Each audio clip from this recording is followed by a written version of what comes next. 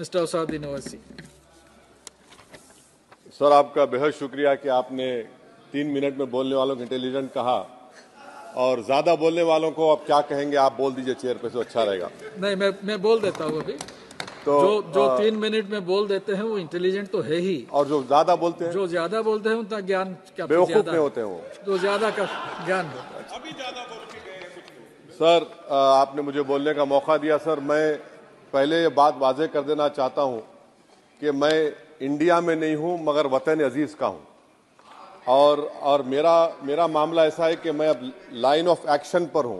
भारत की राजनीति में अगर कोई लाइन ऑफ एक्शन पर है तो मैं हूं। सर, मेरे चंद सवालात हैं जो मैं उम्मीद करता हूं कि हमारे मोहतरमा वजीर साहिबा जब जवाब देंगे, इसका जवाब, मेरे सवाल का जवाब देंगे। यूपीए में जीडीपी ग्रोथ था 6.8 एवरेज। नरेंद्र मोदी की सरकार में जीडीपी ग्रोथ हो गया 5.9 एवरेज। इसका जिम्मेदार चीन है या पाकिस्तान है, बता दीजिए। Fiscal deficit as percentage of GDP, fiscal deficit as percentage of GDP sir, वो था 4.7 यूपीए के टाइम पर। नरेंद्र मोदी की सरकार में हो गया 5.1 एवरेज। इसका जिम्मेदार कौन है? हाँ, पाकिस्तान है। सही कह रहे हैं आप। मान लिया आपके अकल की तारीफ करता हूं। सर, इन्फ्लेशन है यूपीए के हुकूमत में 8% था, नरेंद्र मोदी की सरकार में 5% है। मगर क्या यह बात सच नहीं है कि जो ग्लोबल तेल की कीमतें थी 2008 से 14, वो एक बैरल $100 के ऊपर बिकता था। अब 2015 से 2021 तक एक बैरल ऑयल $55 से $70 के दरमियान में था। तो ये क्रेडिट आप नहीं ले सकते, ये आपकी मेहनत नहीं है, इसमें एक्सटर्नल रीजंस है। मेरा चौथा सवाल ये है सर कि आखिर आप, अगर जीडीपी हमारा 5.9 एनडीए गवर्नमेंट का रहा, तो फिर अनएम्प्लॉयमेंट रेट कितना है? आखिर 2011 से एम्प्लॉयमेंट सर्वे नरेंद्र मोदी क्यों नहीं कराते? डेटा को क्यों छुपाते हैं? आप करवाइए सर्वे। हाँ, ला लीजिए, एनएसएसओ का ला के दे दीजिए। ये पीएलएफ हुआ था 2018 में, उसके बाद अब क्या हो रहा है? नहीं हो रहा है। ला लीजिए, तो कम से कम एनएसएसओ को बोलकर ये सर्वे करवा दीजिए। अच्छा, कंजम्पशन सर्वे 2017 से रुका हुआ है। सर, आप फाइनेंस मिनिस्टर होते तो शायद आ जाता। आपकी काबिलियत और आपकी अहमियत वहां पर नहीं है, मैं अफसोस के साथ कह रहा हूं। सर, दूसरी बात, मेरा चौथा सवाल यह है कि 2005 में डॉलर था 43 रुपीस, 43 रुपये। 2014 में हुआ 83 रुपये। अब मैं इतने माहिर तो नहीं हूं इकोनॉमी में, मेरा मोटा मोटा सवाल है, अब डॉलर है 83 रुपये। ये कौन जिम्मेदार है इसका सर? 83 रुपये क्यों हो गया डॉलर? माने नेट इंक्रीज जो है वो 23 रुपये का है। तो अब ये डिमांड इतना डॉलर का क्यों है? इसका जिम्मेदार कौन है? इसका जवाब शायद मोहतरमा देंगी।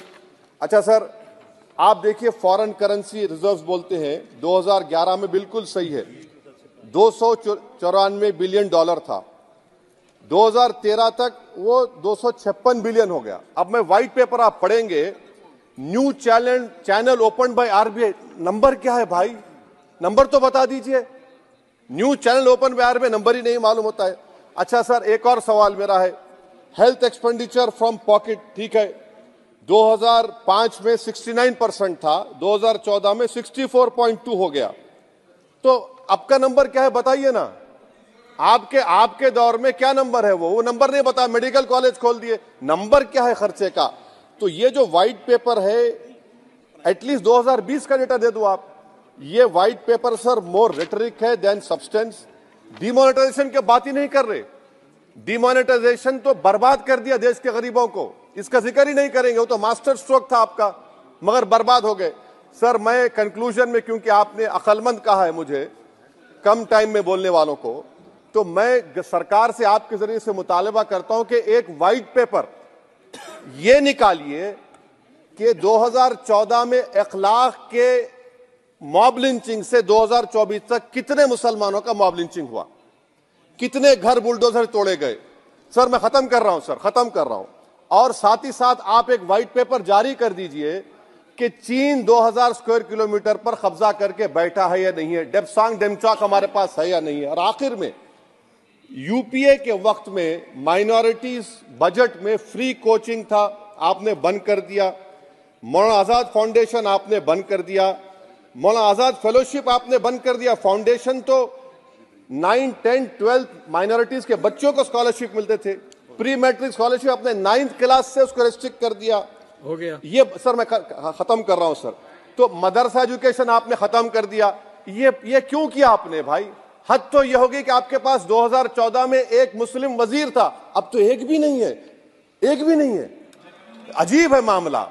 अब आप देख लीजिए तो ये बातें हैं सर। और फिर सर ये व्हाइट पेपर में आप देखिए सर, ये व्हाइट पेपर में बिजनेस स्टैंडर्ड का एक आर्टिकल का जिक्र है मिस्टर शंकराचार्य का।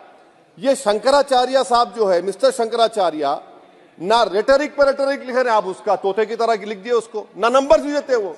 तो ये जो व्हाइट पेपर है सर, ये मोर रेटरिक सब्सटेंस है। मैं उम्मीद करता हूं कि कल तक देश के प्रधानमंत्री वो व्हाइट पेपर जारी कर देंगे कि कितने मुसलमानों का आपने मार्जिनलाइज कर दिया, बुलडोजर से घर तोड़े गए, कितनों को एनकाउंटर हुआ, कितने जेल में है यूएपीए में, और चीन कितनी जमीन पे कब्जा करके बैठा हुआ है। बहुत बहुत शुक्रिया सर।